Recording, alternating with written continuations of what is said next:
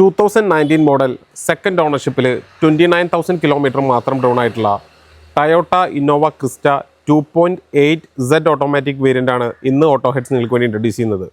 Welcome to auto heads automotive experts. ഞാൻ മുമ്പ് സൂചിപ്പിച്ച പോലെ തന്നെ വെറും 29,000 കിലോമീറ്റർ മാത്രമാണ് ഈ ഒരു വെഹിക്കിൾ ഇതുവരെ ഡ്രോൺ ആയിട്ടുള്ളത്. കംപ്ലീറ്റ്ലി ടയോട്ടയുടെ ഓതറൈസ്ഡ് സർവീസ് സെൻറ്ററിലാണ് ഈ ഒരു വെഹിക്കിൾ ഇതുവരെ മെയിൻറ്റെയിൻ ചെയ്തു വന്നിട്ടുള്ളത്. അതായത് ഈ ഒരു വെഹിക്കിൾ ഇതുവരെ ഡ്രോൺ ആയിട്ടുള്ളത് 29,000 കിലോമീറ്റർ മാത്രമാണെങ്കിലും കൃത്യമായി ഓരോ 6 മന്ത്സിലും ഈ ഒരു വെഹിക്കിൾ ടയോട്ടയുടെ ഓതറൈസ്ഡ് സർവീസ് സെൻറ്ററിൽ മെയിൻറ്റെയിൻ ചെയ്ത് വന്നിട്ടുണ്ട്. ഈ ഒരു വെഹിക്കിളിൽ നമുക്ക് 2026 ഓഗസ്റ്റ് വരെ, അതായത് ഓഗസ്റ്റ് ഈ സെയിം ഡേറ്റ് വരെ ബ്രാൻഡ് ന്യൂ ഇൻഷുറൻസ് കൂടി അവൈലബിൾ ആണ്. അതുപോലെ തന്നെ ബ്രിഡ്സ്റ്റോണിൻ്റെ ടുറാൻസ എന്ന് പറഞ്ഞ പാറ്റേണിൽ വരുന്ന 60% ത്രെഡ് റിമൈനിങ് ആയിട്ടുള്ള ടയേഴ്സ് കൂടി ഈ ഒരു വെഹിക്കിളിന് അവൈലബിൾ ആയിട്ടുണ്ട്. ഈ ഒരു പർട്ടിക്കുലർ വെഹിക്കിൾ നമ്മൾ ടൈപ്പ് 2 ഫേസ് ലിഫ്റ്റ് ചെയ്തിട്ടുണ്ട്. വളരെ അട്രാക്റ്റീവ് ആയിട്ടുള്ളൊരു ലുക്കാണ് നമുക്ക് ഈ ഒരു വെഹിക്കിളിന് അവൈലബിൾ ആയിട്ടുള്ളത്. എക്സ്റ്റീരിയർ കണ്ടീഷൻ മെൻഷൻ ചെയ്ത അതേ ക്വാളിറ്റിയിലും പെർഫെക്ഷനിലും തന്നെയാണ് ഒരു വെഹിക്കിളിൻ്റെ ഇൻറ്റീരിയേഴ്സും മെയിൻറ്റെയിൻ ചെയ്ത് വന്നിട്ടുള്ളത്.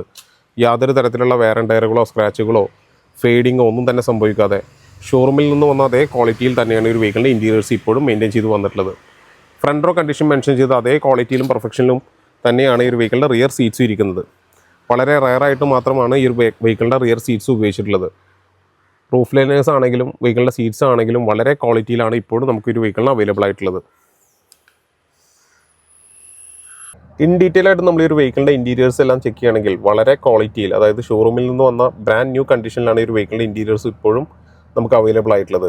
കോമൺ ടച്ച് പോയിൻറ്റ്സിലൊന്നും യാതൊരു തരത്തിലുള്ള സ്ക്രാച്ചുകളോ ഫെയ്ഡിങ്ങോ ഒന്നും തന്നെ സംഭവിക്കാതെ വളരെ ക്വാളിറ്റിയിൽ, അതായത് കോമൺ ആയിട്ട് കണ്ടുവരാറുള്ള ഫെയ്ഡിങ്ങോ ക്രാക്കുകളോ ഒന്നും തന്നെ ഇല്ലാതെ വളരെ ക്വാളിറ്റിയിലാണ് ഈ ഒരു വെഹിക്കിൾ നമുക്ക് ഇപ്പോഴും അവൈലബിൾ ആയിട്ടുള്ളത്. ഞാൻ മുമ്പ് സൂചിപ്പിച്ച പോലെ തന്നെ 29,000 കിലോമീറ്റർ മാത്രമാണ് ഈ ഒരു വെഹിക്കിൾ ഇതുവരെ ഡ്രോൺ ആയിട്ടുള്ളത്. 2016, 17, 18 ടയോട്ട ഇന്നോവ ക്രിസ്റ്റയിൽ നിന്ന് വ്യത്യസ്തമായ ഒരു 3-4 ഫീച്ചേഴ്സാണ് 19 മോഡൽ ക്രിസ്റ്റയ്ക്ക് ടയോട്ട അഡീഷണൽ ആയിട്ട് നൽകിയിട്ടുള്ളത്.